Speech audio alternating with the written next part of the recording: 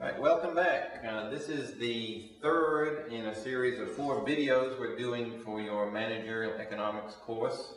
Again, this is background information to help prepare you for the concepts we'll be covering in the course, and hopefully for a lot of you, again, it may be review from an economics course from your undergraduate program, or for some it may be new material. But again, I'll encourage you to watch these videos, as well as we mentioned earlier, to visit the Khan Academy website. A lot of the things we're doing in these videos will be reinforced by the videos on that website. So last time we talked about marginal analysis. We said that when people make decisions, when organizations make decisions, when societies make decisions, they consider what's the additional benefit, what's the additional gain from that decision, and also what's the additional cost, what costs do we incur when we make that particular decision. And in economics, we have a fundamental model that incorporates both that idea of marginal benefit and marginal cost, and the idea, a new term we'll talk about, marginal utility. So what we're going to do in this video is build a supply and demand model, and once we have that model built, hopefully it will help us answer that last question I left you with in the last video, Diamond's water paradox. Why water is something that is so vital to us to survive? Why does it command a relatively low price? Diamonds, something most of us seem to be able to survive without. What does it, what causes it to have such a high price? So when we talk about the concepts of demand and supply, we most often look at them in terms of a graph. So what we're going to do is create a supply and demand model, or supply and demand graph. So we'll start with some definitions. Fundamental definition of demand. We say it's the various quantities of a good or service consumers are willing and able to purchase at all possible prices, all else constant. All right, so a lot of things go into that definition of demand. We said it's what consumers are willing and able to purchase. So one requirement is you can't just want the good. You know, we all might want a BMW, but we also have to have the ability to pay for the product. So it's the willingness and the ability to buy the product. And the very last phrase I gave in our definition of demand said all else constant. That's a typical assumption used in a lot of economic analysis. We think that when we draw a demand curve or a supply curve, that we think price is the fundamental factor that influences the demand or the supply of a product. But we recognize that other factors play a role as well.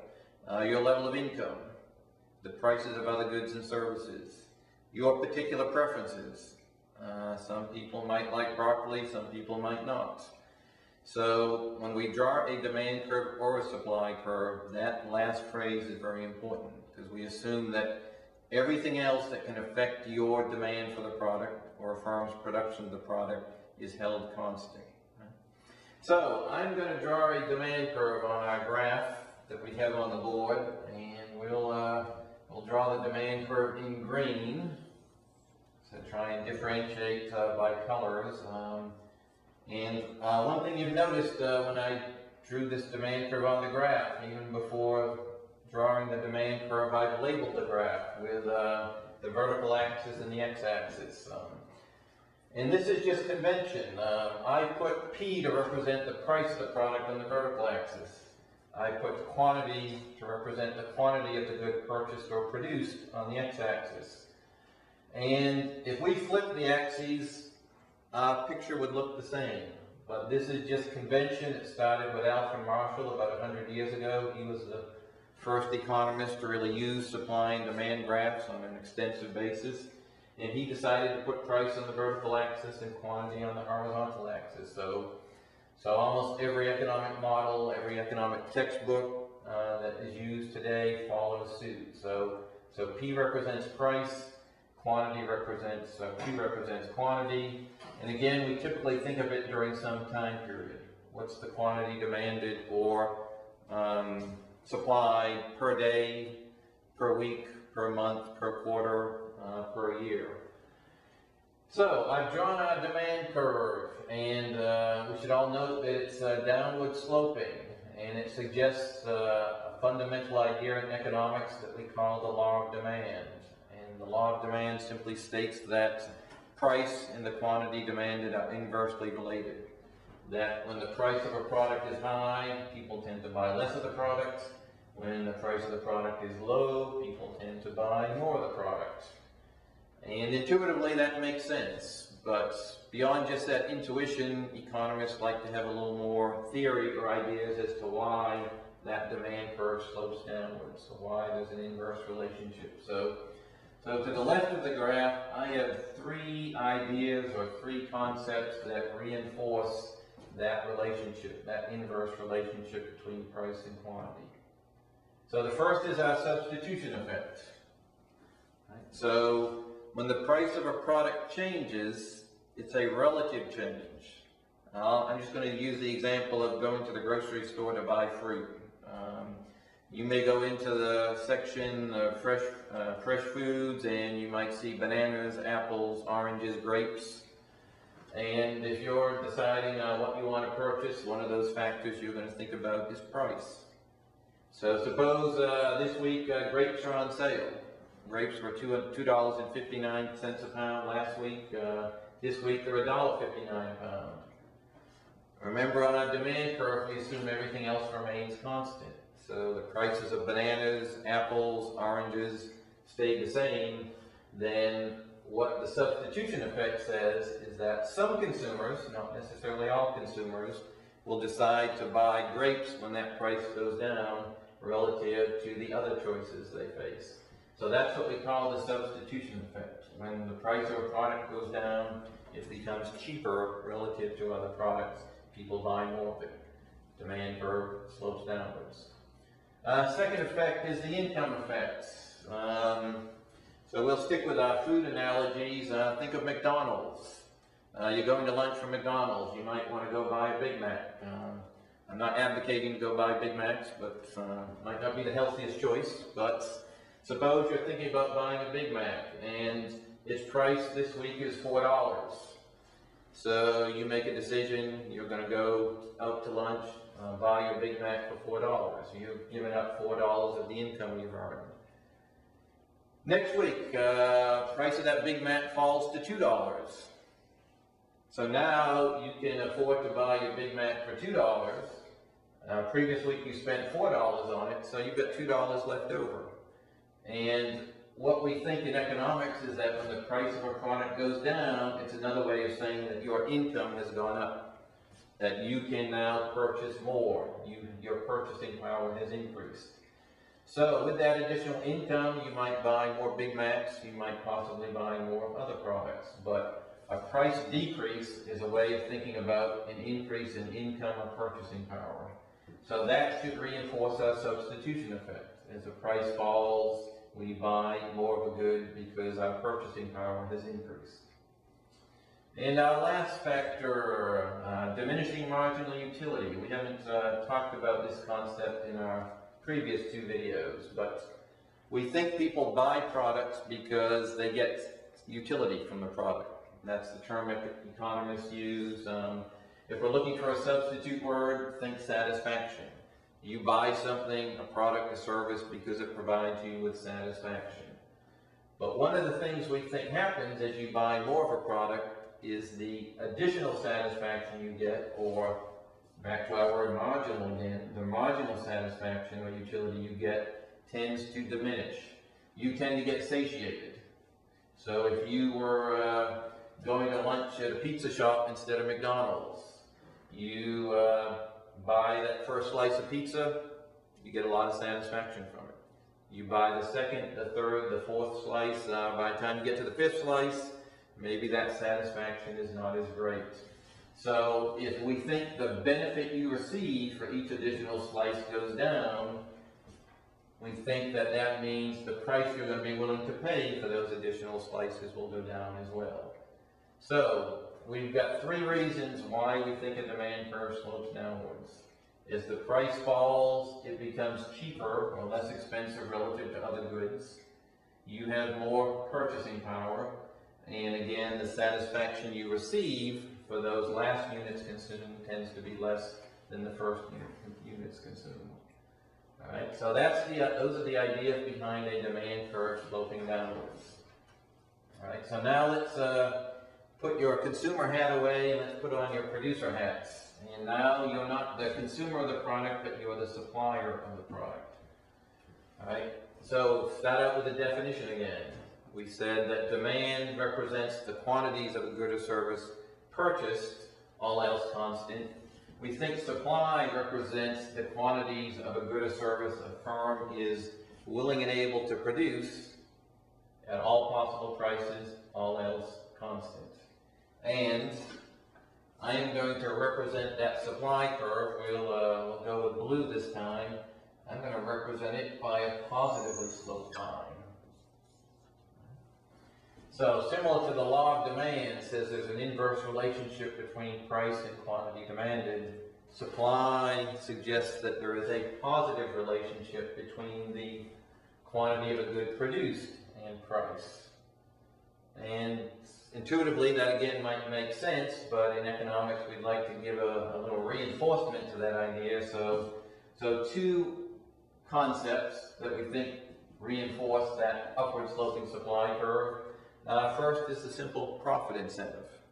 That when the price of a product goes up, and remember we're holding everything else constant, so along that supply curve, the only thing we're changing is price. Nothing else is changing. We think the profit incentive, that idea to maximize shareholder wealth, will make a firm produce more of a product when the price is higher.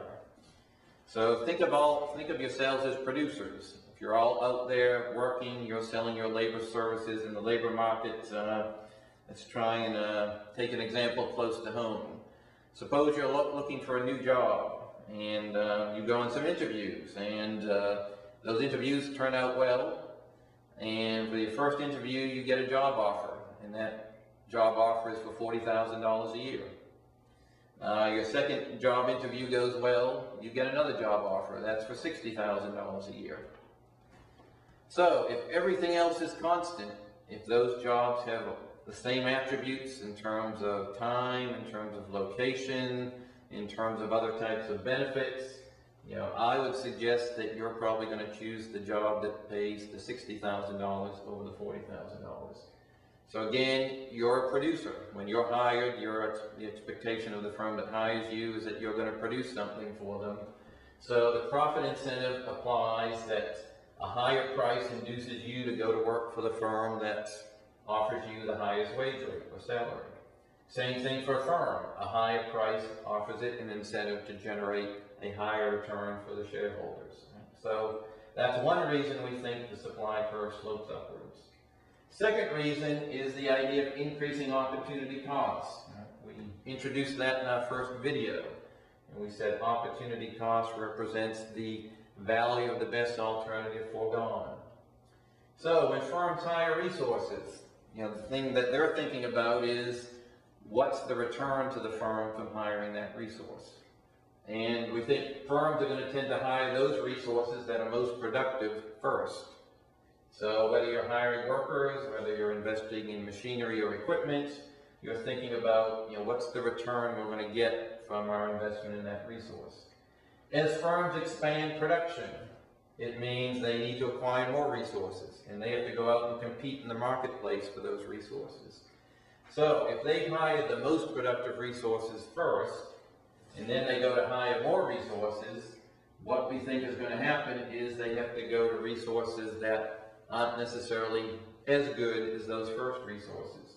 So if they're not as productive, it suggests that the opportunity cost of increasing production is going to eventually go up.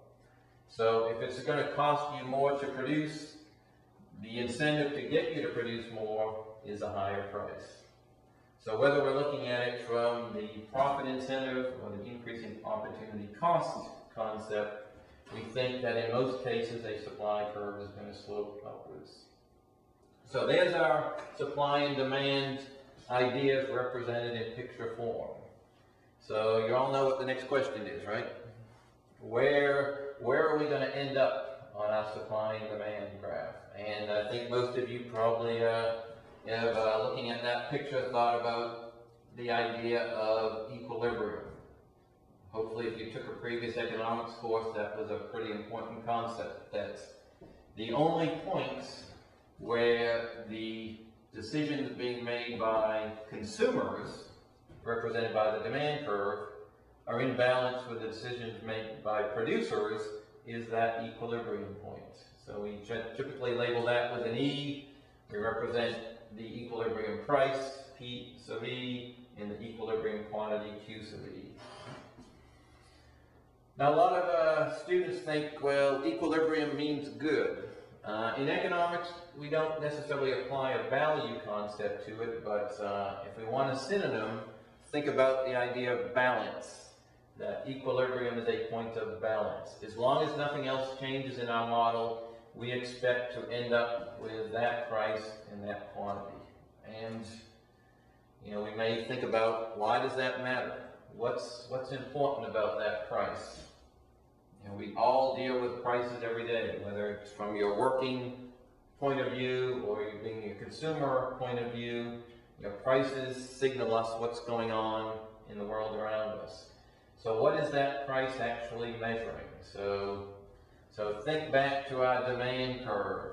You know, we think people make choices to try and maximize their satisfaction or well-being. So next to that demand curve, let me stick with my same colors, we think price is a representation of the marginal benefit consumers receive from buying a product.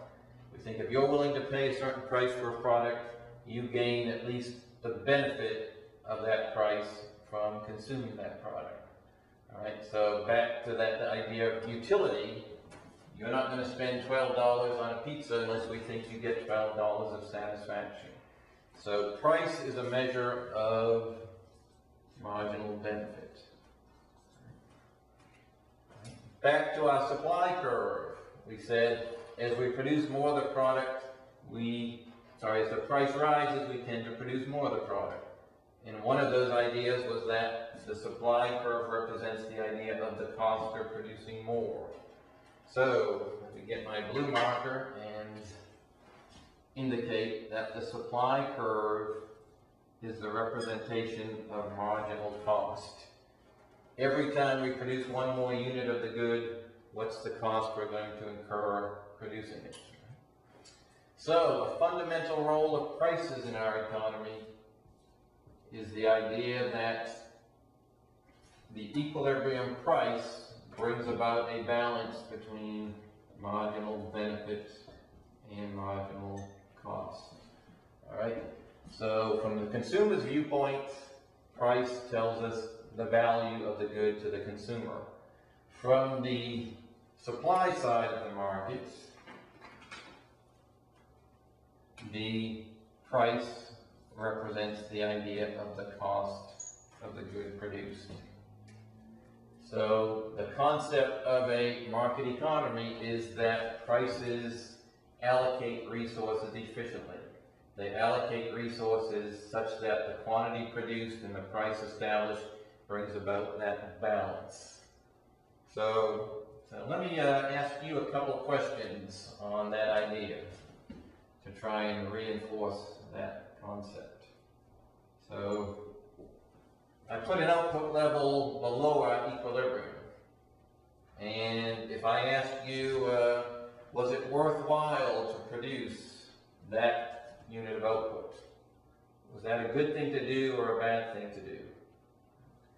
And then I could come over to a point that represents a higher level of output than that equilibrium and ask you the same question. Would it be a good idea to produce that unit of output? And thinking about that, you can stop the video now and think about it if you want to, but we're going to continue, and my answer to the question for this first unit of output would be yes. It's worthwhile to produce that unit of output because the additional cost of producing that unit was relatively low. the resources needed to produce that unit did not cost that much from the viewpoint of the firm. Yet, what consumers were willing to pay, remember, price is telling us what the consumer values the product at, that marginal benefit was relatively high. So, if the benefit exceeds the cost, it suggests we should keep producing. It's worthwhile to expand production. Let's look at our second point, Q2. At that point, we produced a lot of the good already, and the cost has gotten relatively high. Yet, consumers have consumed a lot of the product, so the value they place on the product, let me put my marginal cost, represented by the supply curve. So the consumers have consumed a lot of the product, which means the value on that marginal unit is relatively low. So if we ask, is it worthwhile to produce that unit of output, we say no. We say the resources the firm is putting into producing that product far exceed the benefit of what consumers are willing to pay. So, back to our idea of marginal analysis. In a market economy, we think prices send pretty powerful signals to firms and consumers on a daily basis in equating those two ideas of the value of the good measured by consumers and the cost of the good determined by the production by firms. So that equilibrium point, we'll talk more about that in the class, but that's a pretty fundamental concept that hopefully you feel a little more comfortable with after looking at this video.